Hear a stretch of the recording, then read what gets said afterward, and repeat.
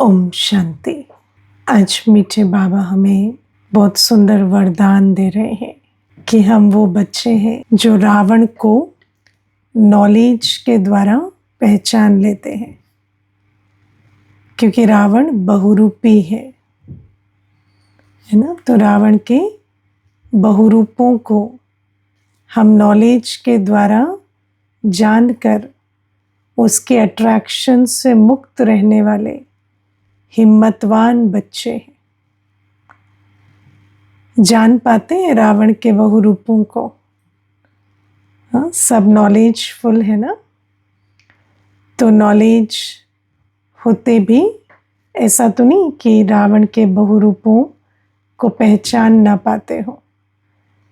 तो आज बाबा हमें ये स्वमान दे रहे हैं, क्योंकि कई बार ऐसा होता है कि बाबा ने तो हमें शक्ति दी है या समझ दी है या गुण दिया है, पर उस गुण की, शक्ति की, समझ की स्मृति में भी रहना पड़ता है। जैसे वो स्वमान विस्मृत हो जाता है तो क्या होता, वो समर्थी भी खत्म हो जाती है। तो इसीलिए बाबा हमें याद दिला रहे हैं कि हम तो नॉलेजफुल बच्चे हैं, हिम्मतवान बच्चे हैं, रावण के बहुरूपों को पहचान कर उनके अट्रैक्शन से परे रहने वाले बच्चे हैं। अब आप देखो, जब हम रामायण सुनते हैं तो रामायण में क्या सुनते हैं कि रावण जब आए तो सीता माता को उन्होंने कैसे, है ना, कैसे उनका हरण किया। तो विधि क्या थी कि साधु का वेश धर कर आए, और क्योंकि साधु का वेश धर कर आए और भिक्षुक का वेश धर कर आए और उनको ऐसे गुहार लगाई कि माता तुम साधु को भिक्षा नहीं दोगी।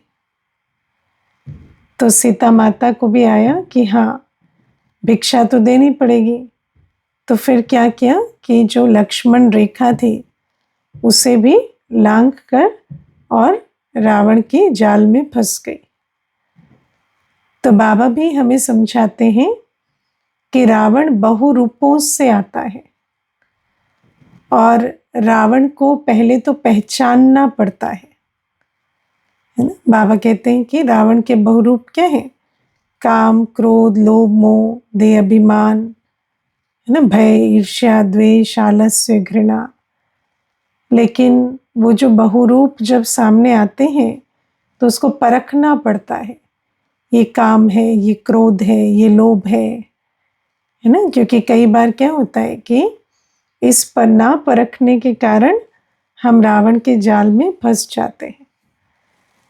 तो बाबा हमें नॉलेज देते हैं, बाबा हमें स्व का ज्ञान देते हैं, बाबा की पहचान देते हैं, सृष्टि चक्र का ज्ञान देते हैं, लेकिन बाबा हमें नॉलेज रावण की भी देते हैं, जिसके द्वारा हम रावण को पहचान सके। तो मैं आपको कुछ एक एग्जाम्पल्स दूंगी जिससे क्लियर होगा कि कैसे रावण बहुरूपों को धर कर आते हैं। तो मुझे याद है एक बार एक बहन आई तो बहुत रोई, और उसके जो युगल थे उनके बारे में उनको कुछ बातें ऐसी मालूम पड़ी थी जिनको वो समा नहीं पा रही थी, और उन बातों को लेकर वो बहुत रोई। और जब मैंने उनको पूछा उनकी जीवन कहानी के बारे में तो कहती कि मैं कुमारी थी और मैं मधुबन गई थी यूथ के प्रोग्राम में। तो जब मैं यूथ के प्रोग्राम में गई तो ये जो आज मेरे युगल हैं ये उस समय कुमार थे, और ये मुझे यूथ के प्रोग्राम में मिले, और मुझे ऐसा लगा कि बाबा मुझे कह रहे हैं कि, है ना, बाबा ने ये जोड़ी बनाई है ना, और बाबा मुझे कह रहे हैं कि ये तुम्हारा साथी है, और मैंने इनसे विवाह कर लिया। तो मैंने उनको पूछा बाबा ने कैसे कहा? उस दिन मुरली में आया था। हाँ, मुरली में कहा था बाबा ने। तो कहती नहीं, मतलब ऐसे फील हुआ कि मधुबन में मिले और केमिस्ट्री एक दूसरे के साथ सेट हुई। तो मैंने उनको कहा आप मुरली नहीं सुनते हो क्या? बाबा तो मुरली में कहता है इस समय की शादी बर्बादी है। तो आपने मुरलियां सुनकर भी और ऐसे कैसे समझा कि बाबा मुझे ऐसी मत दे रहे हैं कि इनसे शादी कर लो, है ना? तो आप सोचो कि रावण कैसे कैसे रूप धर कर आता है। बाबा कहते हैं ना, कई प्रकार की अट्रैक्शन के रूप में आएगा रावण, है ना? और कई बार अट्रैक्शन के रूप में आता है। जब अट्रैक्शन के रूप में आता है तो बाबा के बच्चे क्या सोचते हैं? अच्छा, बाबा की कोई असीम कृपा हुई है हम पर, तो ये बात मेरे साथ हो गई। लेकिन उस समय हम नॉलेज भूल जाते हैं कि ये तो नॉलेज ही नहीं है। बाबा तो कहते मैं ऐसी कोई कृपा या आशीर्वाद नहीं करता। बाबा तो कहते कलयुग की किसी प्राप्ति के पीछे नहीं भागना है। और बाबा ने तो हमें गुणों और विकारों का अंतर समझाया है। बाबा ने तो हमें विकारी इच्छाओं के प्रति सचेत किया है ना? तो कई बार ऐसा होता है कि ऐसा समझते हैं कि बाबा बाबा के द्वारा ये आया, ऐसी अट्रैक्शन में फंस जाते। मैं आपको और एक बात सुनाती हूँ। एक बार एक युगल थे, तो उनको बच्चे की इच्छा थी और वो उस इच्छा के साथ बाबा के घर आए। तो जब आए तो उन्होंने मुझे कहा कि बाद में जब जो बहन थी, माता थी, जब वो कंसीव कर गई तो मुझे कहते कि बाबा की कृपा से ये हुआ। मैंने कहा नहीं नहीं, ये बाबा की कृपा से नहीं हुआ है ना? बाबा ऐसी कोई विकारी इच्छाओं के लिए नहीं कहते। तो कहते नहीं दीदी, अब हम तो यही कहेंगे, हम तो क्रेडिट बाबा को ही देंगे। तो मैंने कहा नहीं, बाबा तो कोई क्रेडिट नहीं चाहता और बाबा कोई उलहना भी नहीं चाहता है ना? मैंने कहा उनको कि ये तो चलो जो ड्रामा अनुसार, ऐसी कोई बात नहीं है, ये नहीं है कि बाबा ने किया, पर जो ड्रामा अनुसार है। अब ड्रामा में जो है उसमें हम भी भोग लगा देंगे, हम भी आपके लिए शुभकामनाएं देंगे, लेकिन ये ज्ञान नहीं है कि बाबा ने आपकी विकारी इच्छा पूरी की, ऐसा कुछ नहीं है। अब आप देखो, जब बच्चा बड़ा हुआ तो ऑटिस्टिक हो गया, है ना? तो पता चला ऑटिज्म है उसको। तो मुझे फिर बाद में कहते कि बाबा ने बच्चा दिया, वो भी ऐसा दिया। तो मैंने कहा मैंने तो आपको पहले भी बताया था कि ये बाबा ने नहीं दिया, है ना? और अब जो भी है, जैसे ड्रामा में उस समय शुभकामनाएं थी, आज भी शुभकामनाएं हैं, क्योंकि ये समय ही है कार्मिक सेटलमेंट का। तो जो भी है इसमें कोई बुराई नहीं है। ये इस प्रकार से ये सेटलमेंट होना था, ये हो रहा है। अब आप बाबा की याद में उस आत्मा को भी स्नेह सहयोग दो, शक्ति भरो और उस आत्मा को भी लायक बनाओ, है ना? तो यही कहेंगे और क्या कहेंगे, है ना? तो बाबा कहते हैं कि ये जो कई बार अट्रैक्शन के रूप में रावण आता है, ऐसा लगेगा जैसे हमारी कोई भौतिक इच्छा बाबा ने पूरी कर दी, है ना? फिर बाबा देखो, ये तो काम की या अशुद्ध इच्छाओं की बात हुई। फिर बाबा हमें कहते हैं, देखो बाबा हमें मुरली में साफ साफ कहते हैं कि अब तो हमें पुरानी दुनिया से लंगर उठाना है ना? अब हमें कोई नए संबंधों में फंसने का पुरुषार्थ नहीं करना है ना? नए नए संबंधों का और विस्तार करें, हम फंसे, उसका पुरुषार्थ हमें नहीं करना है। जो संबंध है उनको भी ये समझकर कि ये जो संबंध है ये हिसाब किताब है और न्यारे प्यारे रहकर उन्हें सेटल करना है, ये बात बाबा ने हमें ज्ञान से समझाई।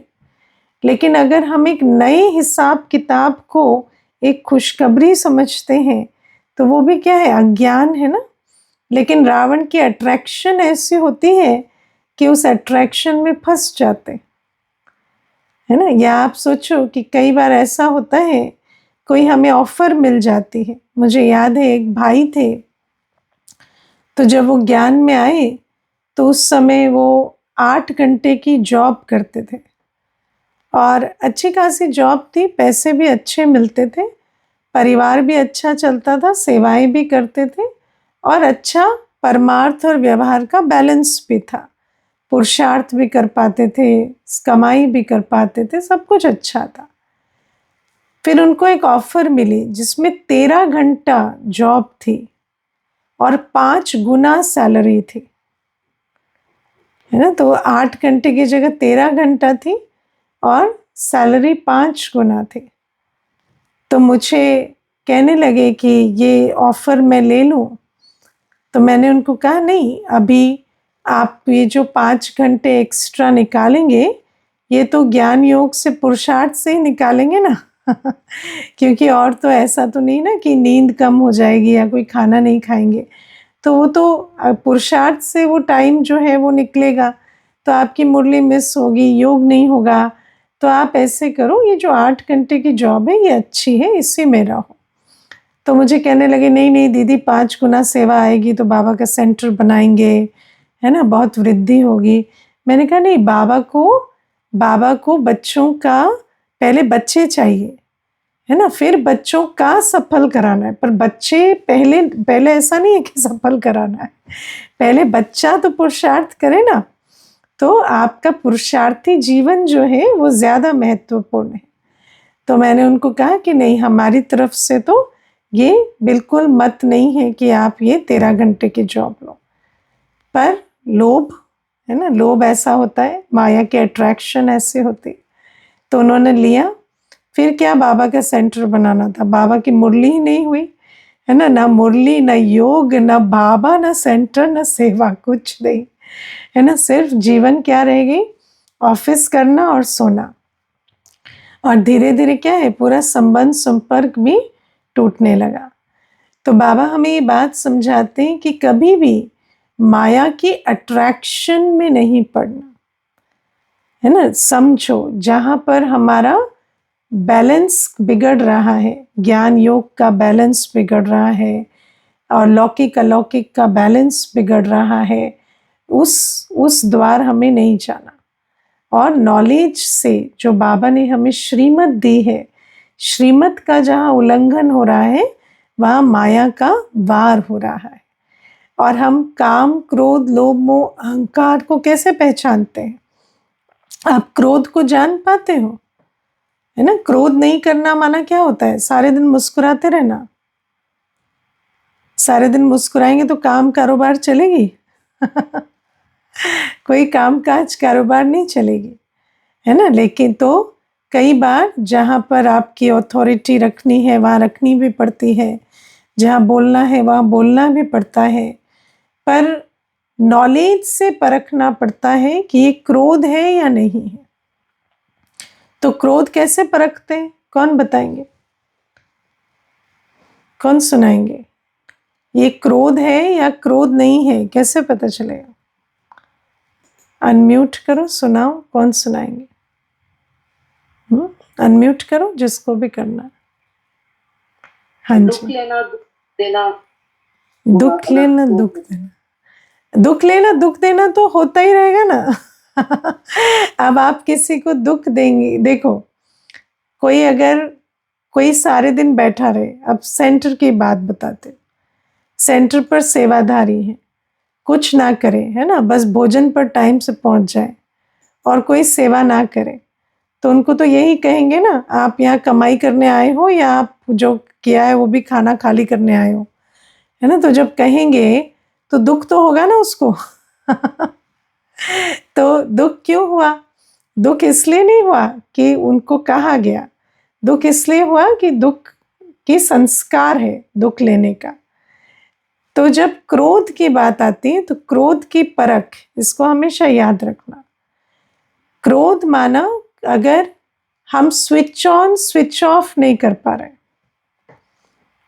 अगर अपना रोल प्ले किया, अगर मुझे आपको कोई डायरेक्शन देने हैं और मैंने दिए और जिस विधि से देने वैसे दिए वो मैं दे नहीं पा रही हूँ, है ना। कई बार ऐसा भी होता है, जब बहुत क्रोध आता है तो मनुष्य कहता है मेरे मुख से कुछ उल्टा निकल जाएगा तो मैं चुप रहूं, है ना। तो नहीं, मुझे जो बात कहनी है, जो डायरेक्शन देना है, वो मैं दे भी पाऊं, मुझे अपने पे इतना कॉन्फिडेंस हो कि मेरी वाणी सटीक निकलेगी, है ना। मैं ना एक्स्ट्रा बोलूं, ना कोई ऐसी बात बोलूं। कई बार ऐसा होता है, देखो जैसे मैंने आपको कहा, एग्जाम्पल दिया कि ये जो, अगर आप यहाँ आए हैं तो खाना खाली करने आए हैं या कमाई करने आए हैं, ये जो है ये ज्ञान की बात है। लेकिन अगर आप किसी को क्रोधवश बात करते हैं तो क्या होता है, मुख से पत्थर मारने लगते हैं। पत्थर मारना क्या होता है, पर्सनल कमेंट। पर्सनल कमेंट क्या होता है, आपके संस्कार ऐसे हैं, आप ऐसे हैं, है ना, आपका तो घर ऐसा है, आपके तो आदतें ऐसी हैं, आपका तो बैकग्राउंड ऐसा है। ये क्रोध के शब्द हैं। लेकिन अगर मर्यादा में रहकर आप जो बात ज्ञान की है वो बता रहे हैं कि आप यहाँ आए हैं तो ये नहीं करेंगे तो आपकी कमाई होगी या नुकसान होगा, है ना। तो कहना तो पड़ेगा, नहीं बताएंगे तो इशारा कैसे मिलेगा।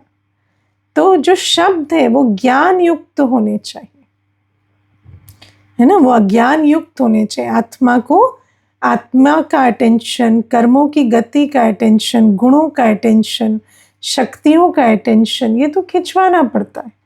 बाबा की याद का अटेंशन। अब मानो कोई बहुत बातें कर रहा है, आपने कहा थोड़ा बाबा को याद कर लो, तो नाराज ही होगा ना, उसका तो फ्लो खराब हो गया, तो बात भूल गया वो क्या कर रहा था, तो नेचुरल है नाराज होगा। लेकिन इसका मतलब ये थोड़ी है कि भंडारे में भोजन कर रहे हैं और बातें करे जा रहे हैं तो आप उसको इशारा नहीं देंगे। इशारा तो देना पड़ेगा, कहना पड़ेगा ना, शिव बाबा को याद करो। अभी भोजन बना रहे हो तो प्यार से, या वैसे भी कभी बैठे हैं तो व्यर्थ की बातें क्यों कर रहे हो, याद करो बाबा को। तो बाबा हमें कहते हैं कि ये जो हम इशारा देते, लेकिन इशारा भी कौन देगा, है ना। इशारा कौन देगा, जिसकी अथॉरिटी है ना, जिसकी अथॉरिटी है। छोटे बड़ों को इशारा दे दें, है ना, ऐसा शोभा नहीं देता।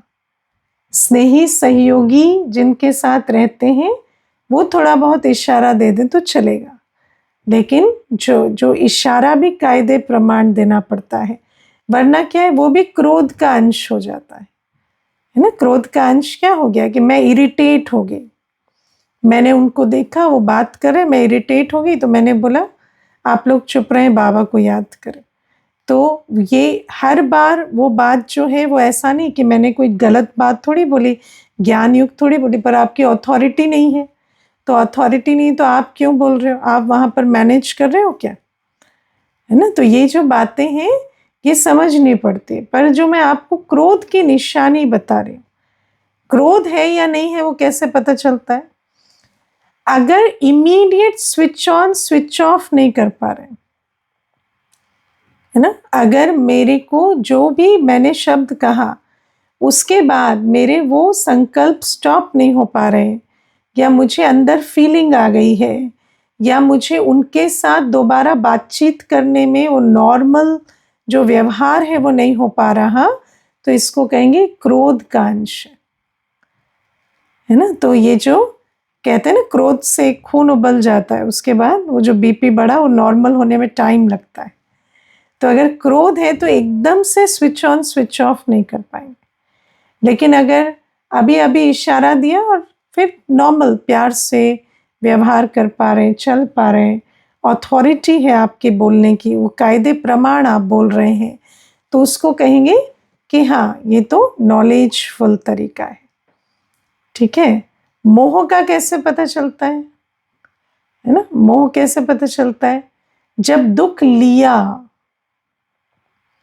ना, आपको किसी की बात दुख दे रही है, आपको किसी की बात दुख, है ना, यहाँ दुख की फीलिंग की बात, अगर किसी के होने ना होने, किसी के बोल व्यवहार चाल चलन से आपको दुख होता है, है ना। कोई दूसरा व्यक्ति सो नहीं रहा, आपको दुख हो रहा है कि सो क्यों नहीं रहा, है ना। वो भूखा रह रहा है और पेट में दर्द आपके हो रहा है ना। वो शराब पी रहा है और क्रोध का नशा आपको चढ़ रहा है तो ये क्या है, ये सारा है ना मोह का चक्कर है। मुझे एक माता कहती है कि मेरा अमृत वेला नहीं होता। तो मैंने कहा कि अमृत वेला क्यों नहीं होता?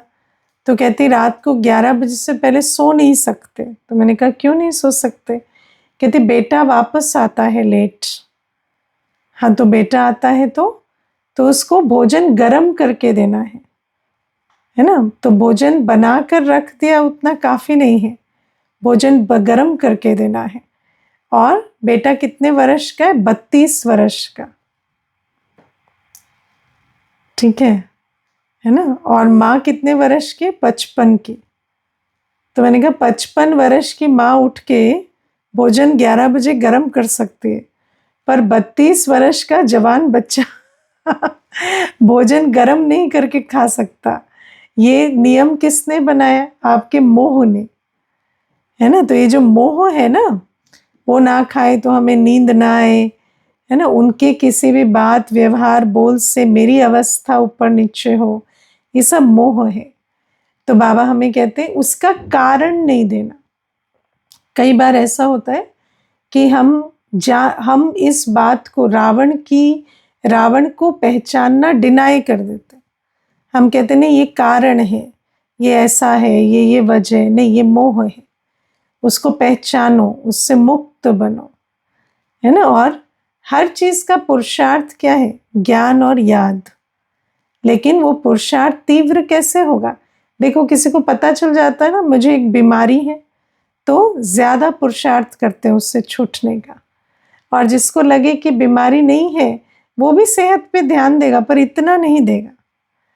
तो बाबा कहते हैं इतना समझो, अपने क्रोध को पहचानो, मोह को पहचानो, लोभ को पहचानो, है ना।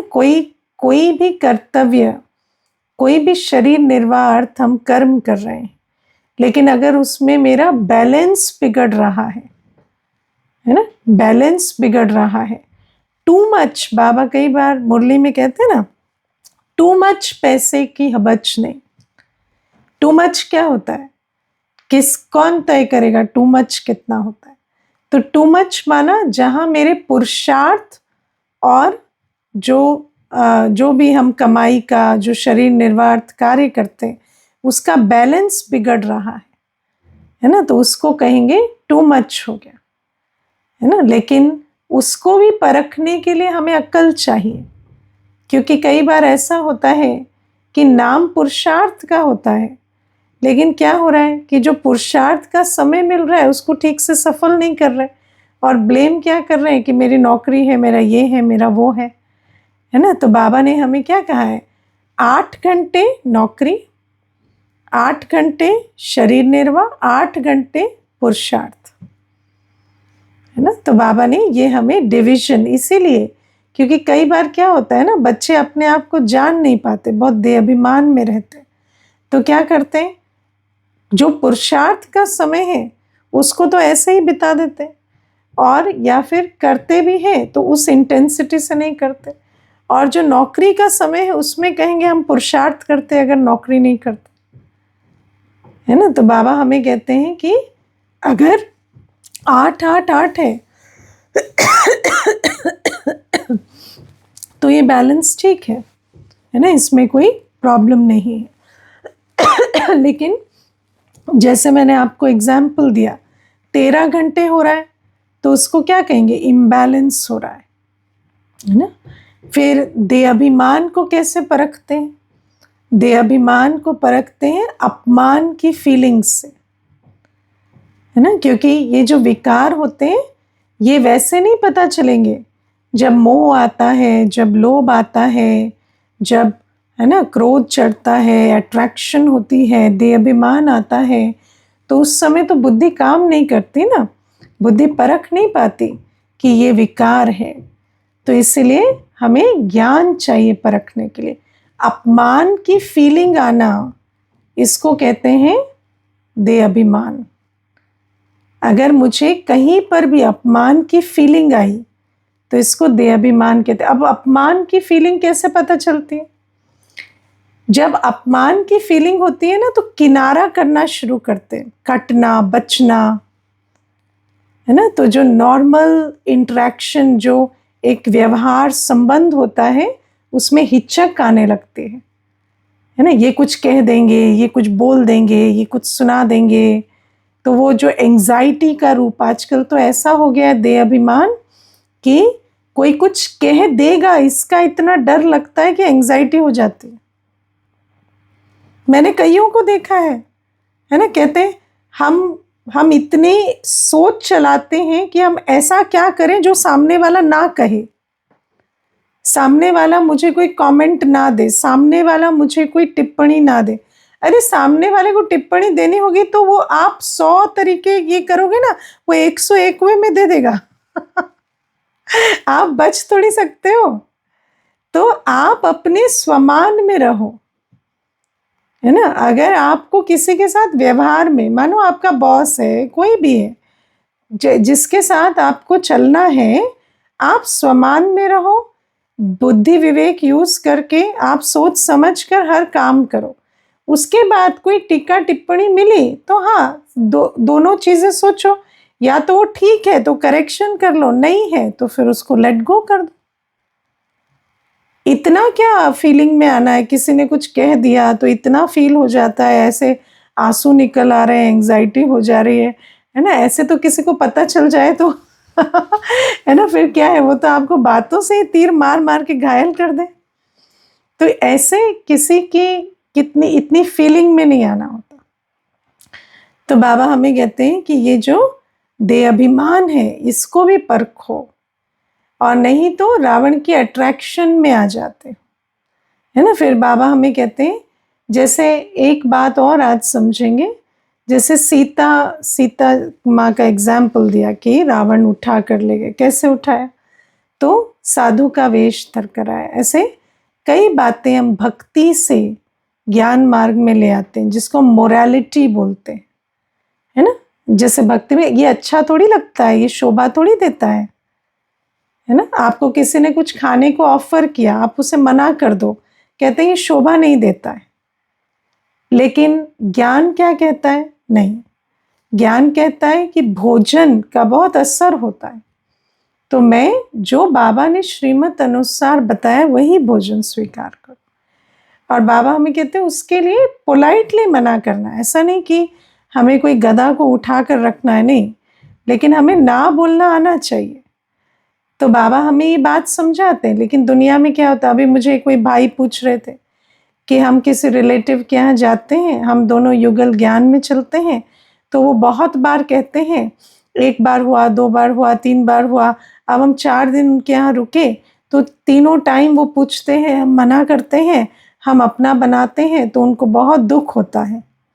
तो मुझे लगता है मैं बाबा की डिससर्विस कर रहा हूँ, है ना। तो मैंने उनको कहा कि आप देखो, मैं आपको एक निजी अनुभव सुनाती हूँ।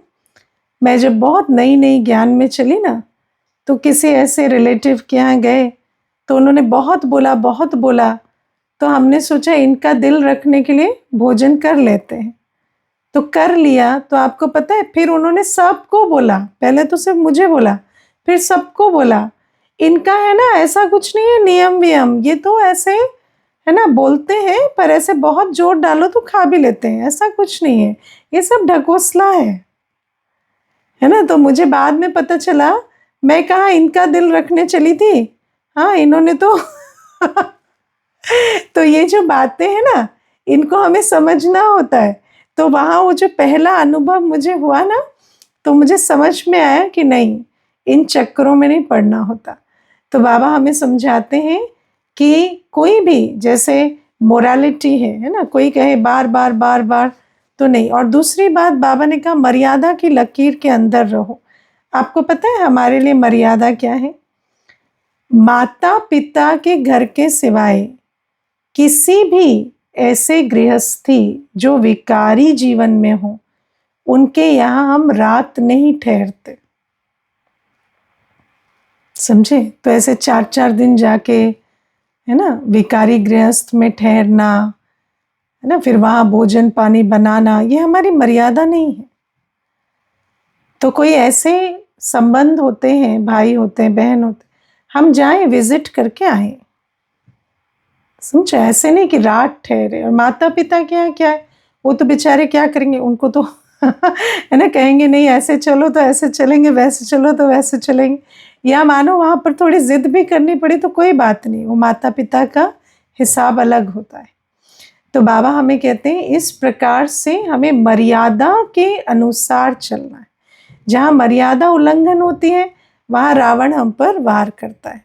तो ये पहली चीज़ है ना। फिर आप देखो कई बार ऐसे होता है कि कोई आपको कोई उल्टी बात सुना रहा है ना, लेकिन वो जो उल्टी बात है वो बहुत दुख से सुना रहा है, रोते रोते सुना रहा है, और कोई बहुत निकट का संबंधी है।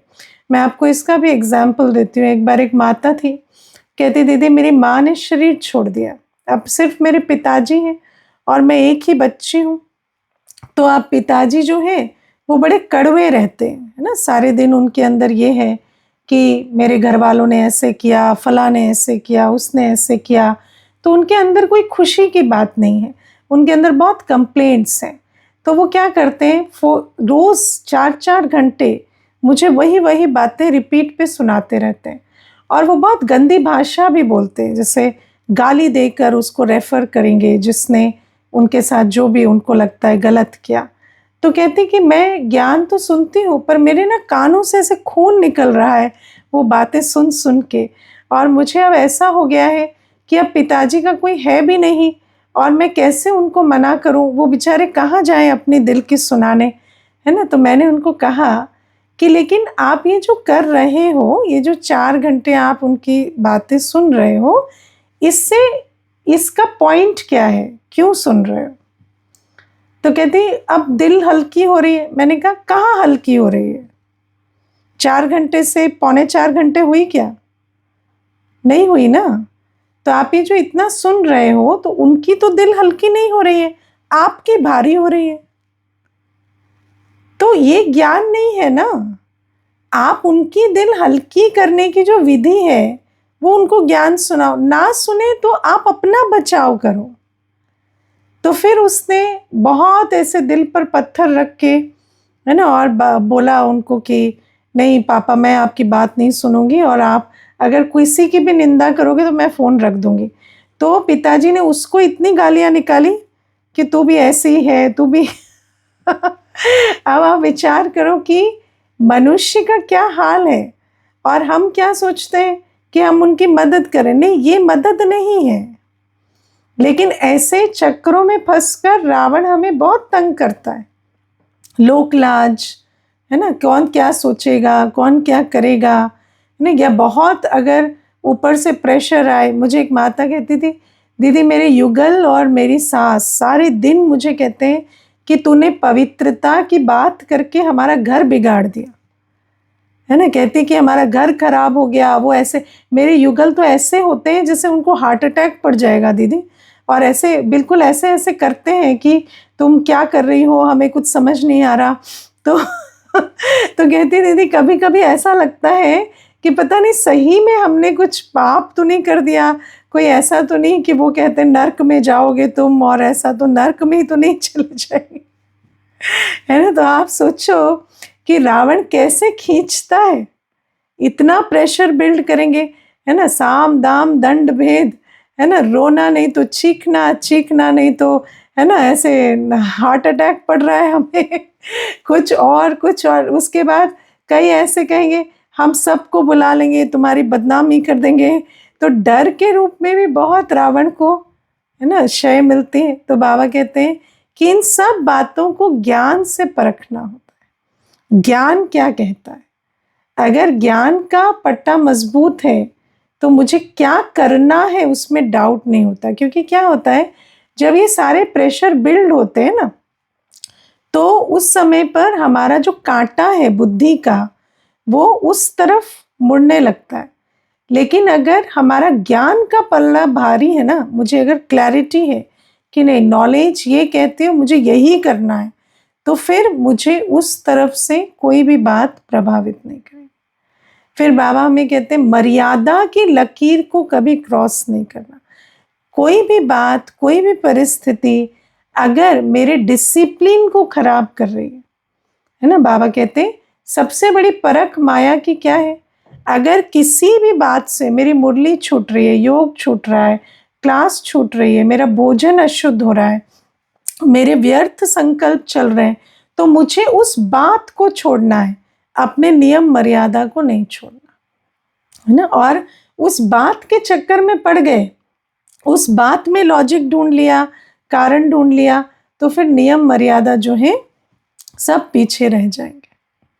तो बाबा हमें ये सारी बातें आज समझा रहे हैं। और बाबा कहते हैं जब इस प्रकार नॉलेज के आधार से मर्यादा की लकीर में रहकर हिम्मतवान बनकर रावण से मुक्त बनेंगे, तब कल हमारे राज्य में, सतयुग में, पांचों तत्वों पर हमारा राज्य होगा और 5 विकार हमको और प्रभावित नहीं करेंगे।